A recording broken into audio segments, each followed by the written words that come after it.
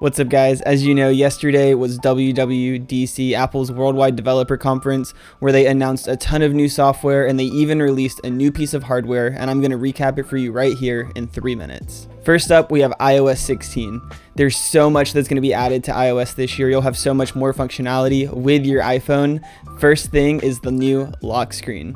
On this new lock screen, you'll have improved personalization and customization. You can change the time, the font, there's multi-layer background images. You can add widgets to your home screen. Notifications are going to be moving to the bottom and so much more. There's also going to be updates to messages where you'll be able to edit, unsend, and mark a message as unread, as well as improved share play functionality. Another huge update to iOS 16 was the Wallet app.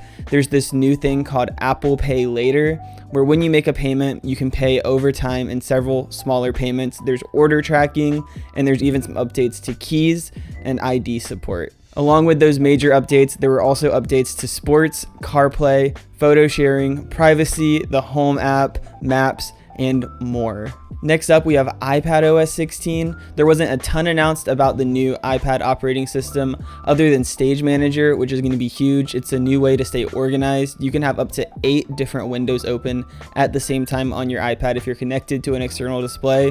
And there were also updates to Safari and Mail. Apple also touched on the new watchOS 9, where they just updated some of the health and wellness features. If you want to read more about that, click the link in the bio. Next up is macOS Ventura.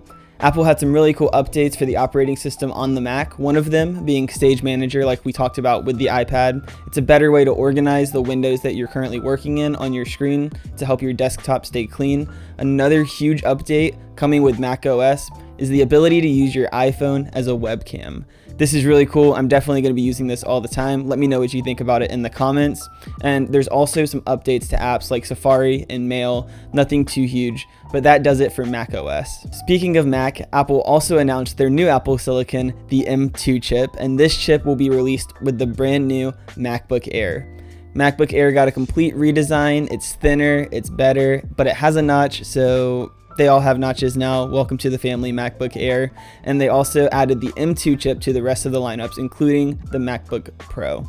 Well, that about does it for WWDC 2022. Now, there were a ton of other features that were announced at this event, but I wanted to give you guys what I thought would be the most helpful features, the features that I'm going to be using in my day-to-day life, and hopefully you guys find some of these features useful as well.